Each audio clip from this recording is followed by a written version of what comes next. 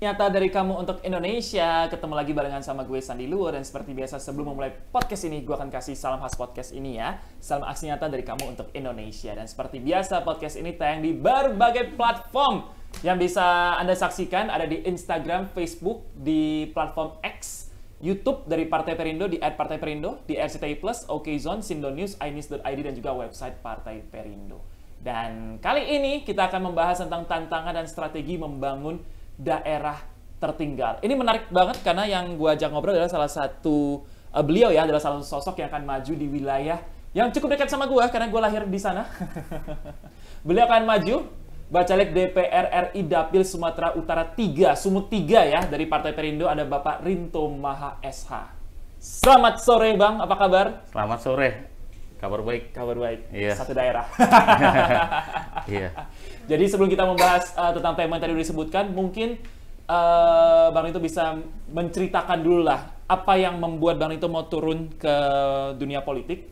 Tapi sebelum itu mungkin backgroundnya dulu. Sibuknya apa sih sekarang? Saya sibuknya, saya advokat ya. Advokat? Iya, saya Sudah advokat. pasti SH soalnya. Ya, kita berkecimpung dalam dunia hukum.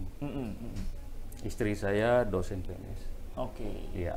Jadi satu di dunia hukum, satu di dunia tadi istri apa?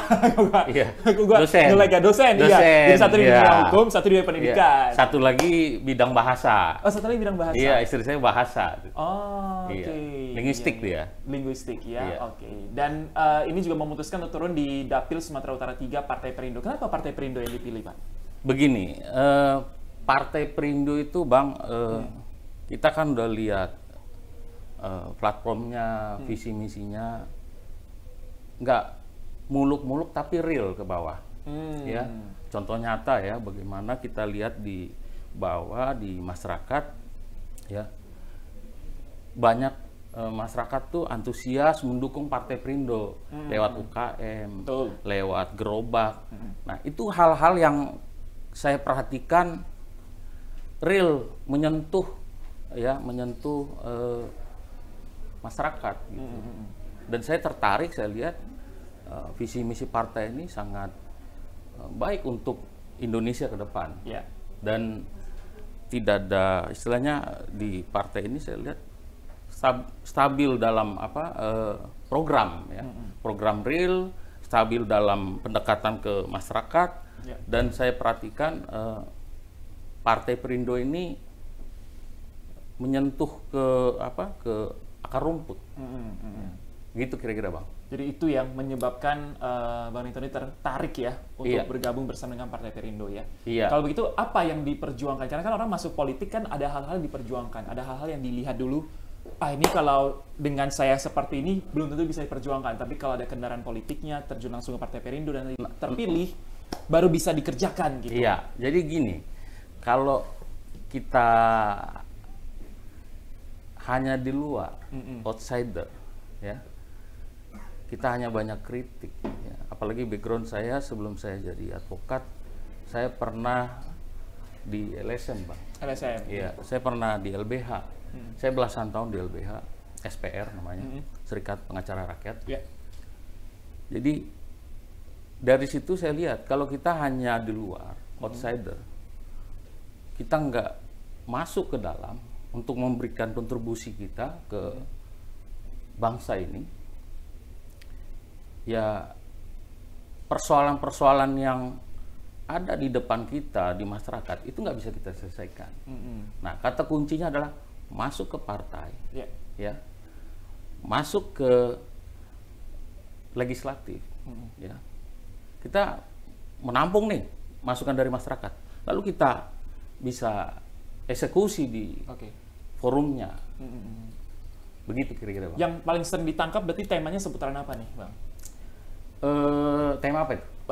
Permasalahan-permasalahan di masyarakat yang akan menjadi sesuatu yang esensial nih buat Abang nih, udah diangkat ke legislatif gitu. Yang Abang lihat di masyarakat yang menjadi permasalahan utama. Saya kan sudah turun ke bawah ya. Jadi kalau di masyarakat itu sebenarnya kan banyak masalah satu infrastruktur. Ya. Infrastruktur di lapangan itu kan banyak masalah yang timbul itu karena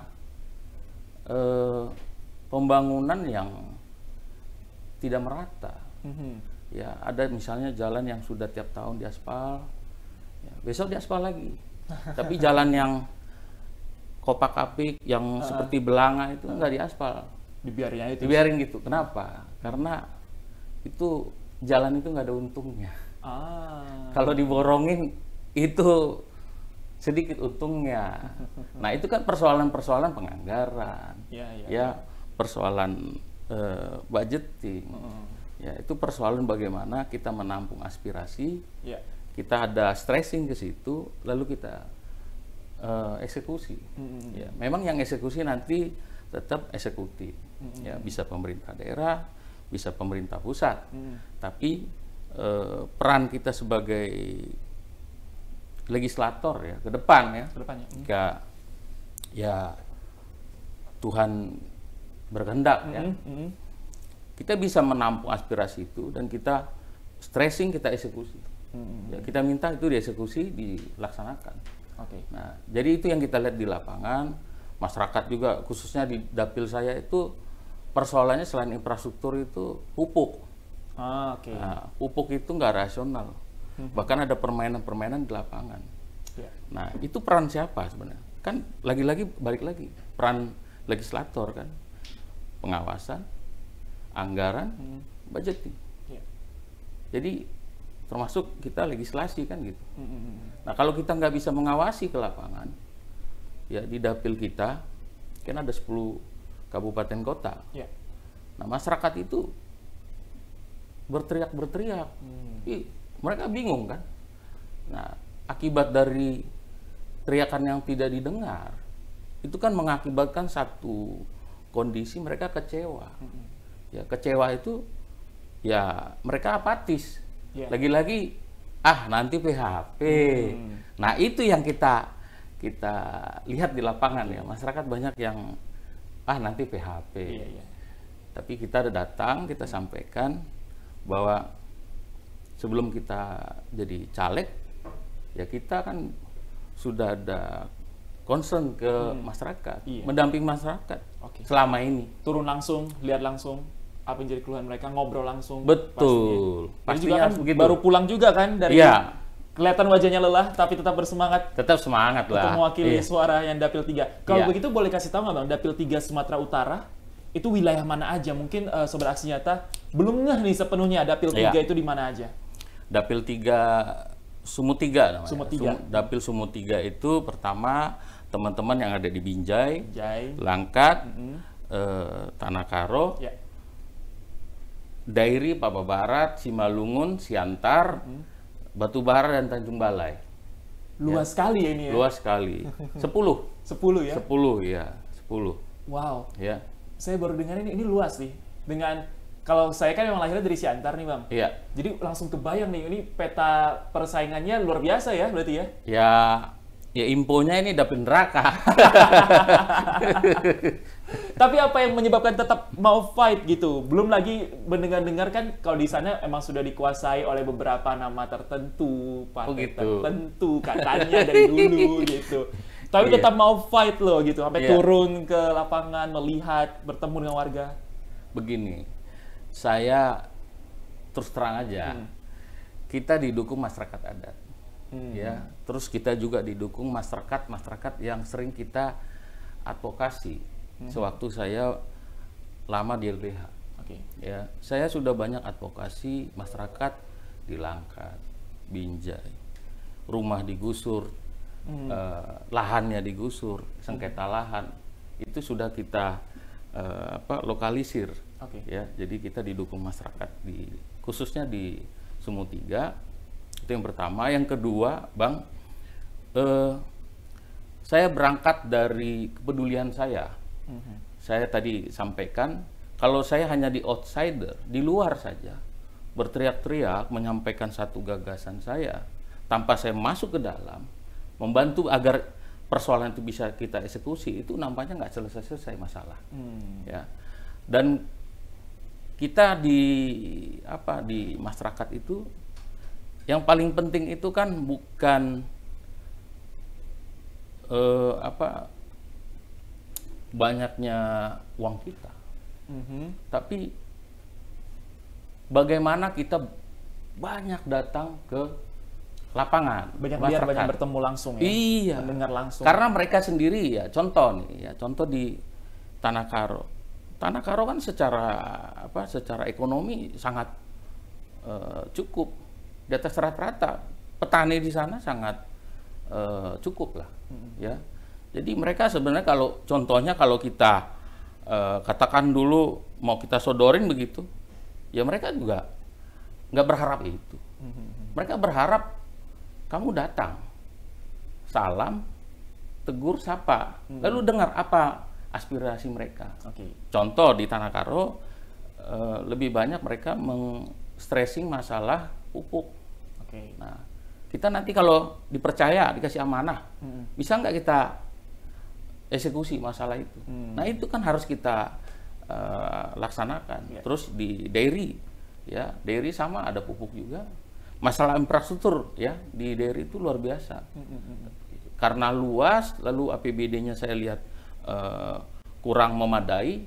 Nah, saya ke masyarakat saya sampaikan, dukung saya, ya, agar saya bisa membantu penganggaran, ya, bisa giring anggaran dari pusat, membantu anggaran itu ke daerah. Ya, di daerah itu sangat banyak yang saya sampaikan tuh, termasuk desa-desa terisolir tuh. Ada banyak desa. Ada banyak ya. Ada banyak. Ya. Karena ini sesuai dengan tema kita juga, kita akan membahas tentang daerah-daerah tertinggal dari 10 wilayah daerah pemilihan, Sumut 3. Yang sudah Abang jalanin, melihat seperti apa? Masih banyak daerah-daerah tergolong tertinggal, terisolir, seberapa banyak di sana? Yang saya kan sudah keliling ya, mulai dari Besitang sampai ke Simalungun, Batubara, Tanjung Balai. Yang paling banyak rusak infrastruktur ya, itu Kabupaten Deri. Ya, jadi Kabupaten Deri ini sebenarnya kan kita lagi-lagi kan ada 10 legislator di Dapil Sumut 3. Nah, bisa nggak ada bantu stressing anggaran untuk dairy? Karena saya lihat dengan anggaran APBD-nya sendiri juga nggak maksimal. Jadi memang harus bantuan dari pusat. Nah, itu peran dari legislator dari pusat. Nah, di dairy itu bahkan ada jalan yang sudah 50 tahun lebih tidak diperbaiki, Bang. Ya. Jadi mereka sampai apatis masyarakatnya. Tapi ketika kader Perindo datang ke situ, calegnya Rinto Maha, ya, mereka luar biasa antusias. Karena saya tidak menjanjikan hal-hal yang muluk. Saya hanya sampaikan begini, dukung saya sebagai saya orang muda di sini. Terus yang kedua, dukung saya untuk bisa mengadvokasi anggaran di sini. Ya. Kalau Bapak Ibu semua mau lihat kandidat atau caleg yang on the track dari awal dia, sebelum dia jadi caleg, ya lihatlah track recordnya. Ya, apakah orang ini nanti akan PHP atau tidak, kan begitu. Kalau yang dari Bang Rinto lihat, terutama di daerah ya, infrastrukturnya masih dalam tanda kutip berantakan lah gitu. Padahal kan anggaran sebenarnya ada. Apa yang menyebabkan infrastrukturnya jadinya tidak diperbaiki itu? Bahkan di daerah-daerah lain juga nggak merata. Ada yang maju banget, ada yang yang bagus, iya, kan? ada yang bagus banget, iya. Gitu. Tapi ada yang bahkan tertinggal aja gitu, nggak disentuh sama sekali. Iya, kalau di Siantar kan cukup bagus ya. Di Binjai jalan tuh mulus malah. Iya, betul. Ya. Malah kemarin tuh Bapak Presiden Jokowi datang ke Binjai, tambah mulus lagi jalannya. Jadi yang paling menyedihkan itu memang dairy saya. Saya lihat bukan karena ini spesial, bukan. Ya, saya tetap sama. 10 kabupaten ini akan kita perhatikan. Tapi kan kita udah turun ke bawah dari Langkat, Besitang sampai ke Tanjung Balai sana. Yang paling memperhatikan itu kan memang dairy ya. Jadi di dairy itu saya lihat anggarannya kurang. Anggarannya sudah kurang. Daerahnya sangat luas. Dan saya juga udah baca peta masalahnya ya, peta masalahnya itu APBD di sana 60% lebih untuk belanja gaji pegawai. Oh. Ya jadi ya kurang lah, berapa triliun? Ya itu kurang. Ya, jadi yang pada akhirnya habis untuk gaji pegawai, iya. sisanya baru untuk infrastruktur. Infrastruktur dan untuk masyarakat gitu. Ya itulah apa kita ya, istilahnya persoalan-persoalan yang memang kita lihat ya. Okay. Dan masyarakat di Deri secara ekonomi pertanian itu cukup sebenarnya, khususnya di Tanah Pinem ya. Tanah Pinem mungkin nanti bisa teman-teman bisa lebih mengangkat itu ya. Kecamatan Tanah Pinem itu kenapa saya atensi betul? Karena saya lihat gini, program presiden kita soal food estate itu kan luar biasa sekarang. Bahkan hutan dari negara juga kan, hutan apa kan bisa dialihfungsikan untuk membuat food estate. Nah, ini di Tanah Pinem masyarakat itu udah mengelola pertaniannya dengan cukup baik. Ya, ada jagung, ada gambir, ya. Pertanian mereka sangat luar biasa untuk menyokong kota-kota di sekitarnya. Contohnya Siantar dan Medan. Ya, bahkan sampai ke Jakarta. Tapi infrastrukturnya tidak memadai sekali. Bahkan kalau saya bilang jalan itu sangat tidak layak dilalui manusia. Bukan hanya terjal, tapi jalannya pun ya bergelombang, berbatu. Wah, bergelombang, berbatu. Ya kalau saya bilang mobil bukan double gardan nggak bisa. Nah, itu harus kita perhatikan. Jadi mereka sebenarnya kepingin masyarakat di situ perhatikan ini. Betul. Karena kalau infrastrukturnya bisa dibenerin, ekonomi juga akan maju juga, Pak ya? Maju dong, salah satu tentunya maju. Juga. Iya, jadi saya memang sangat atensi Kecamatan Tanah Pinem, bukan karena ini spesial sama saya, bukan. Tapi lebih kepada mereka lebih membutuhkan infrastruktur itu diperbaiki. Itu apa realitas. Dan caleg DPR RI yang satu-satunya berkali-kali ke Kecamatan Tanah Pinem itu saya. Ya, karena memang saya sudah tanya ke bawah, dan memang kalau mau ke sana tantangannya mobilnya itu harus hardtop, double gardan.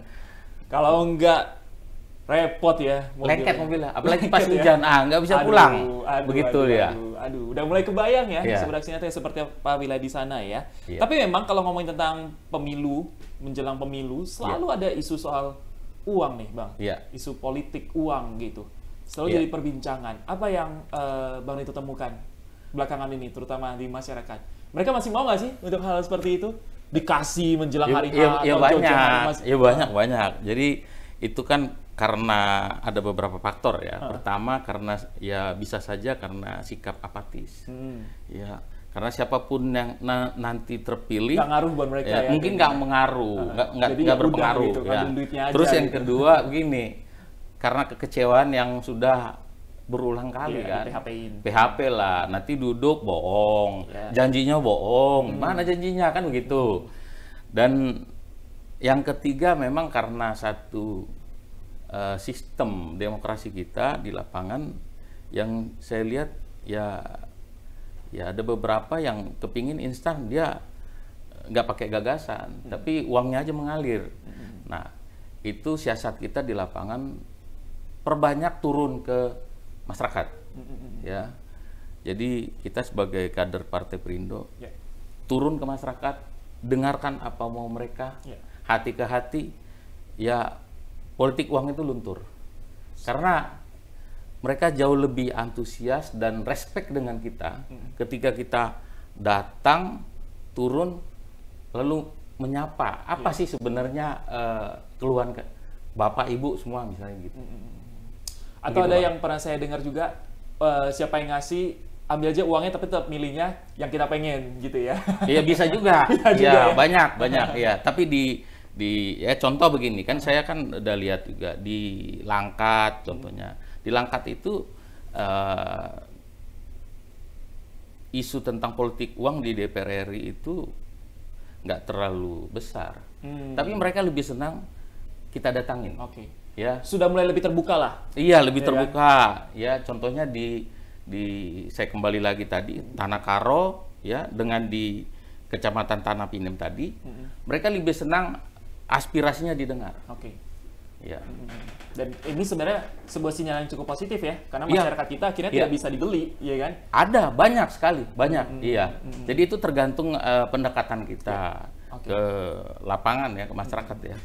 Kalau kita melihat data, angka golput cukup tinggi di tahun 2019, mencapai 18,02% dari jumlah pemilih.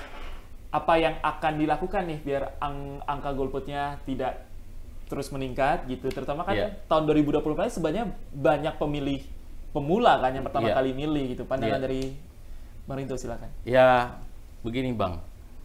Kalau kita kan sebagai kaum muda ya, pertama-tama yang harus kita angkat isunya adalah kita ingin memberikan kontribusi ke bangsa dan negara ini, tapi dengan satu gagasan yang sifatnya kita idealisme. Ya, anak-anak muda ini kan banyak golput juga karena satu mereka apatis tadi. Tapi kalau kita kasih contohnya pandangan, ini loh kita akan buat ini gagasan, kita akan ke sini, kita akan bantu ke sini, ya. Lalu kita banyak menyapa mereka di lapangan, di masyarakat. Saya rasa istilah golput ini mungkin mulai berkurang, ya. Dan kita sebagai anak-anak muda ini harus optimis, ya. Saya percaya kalau teman-teman kita yang masih muda ini kan pikirannya masih polos, ya. Tapi mereka kalau kita berikan satu pencerahan bahwa kita mau bangun bangsa dan negara kita ini dengan gagasan dan ide, bukan dengan uang. Ya, artinya bukan dengan isu uang di bawah, tapi membangun gagasan dan ide. Karena itu yang benar. Yang paling benar adalah sebelum kita terpilih atau ketika kita caleg, kita kan harus banyak satu mendengar aspirasi. Yang kedua, kita menjual ide dan gagasan dan prinsip, ya. Yang ketiga, ketika kita terpilih, membuka keran itu. Jadi harus dipastikan bahwa keran itu dibuka. Keran apa itu? Dana dapil, dana reses. Ya, itu penting. Jadi transparansi kita sebagai wakil rakyat, ya, prinsipnya wakil rakyat itu tidak boleh lebih tinggi kedudukannya daripada yang diwakilkan. Kan begitu? Sama seperti orang memberikan satu kuasa hukum khususnya, surat kuasa khusus misalnya.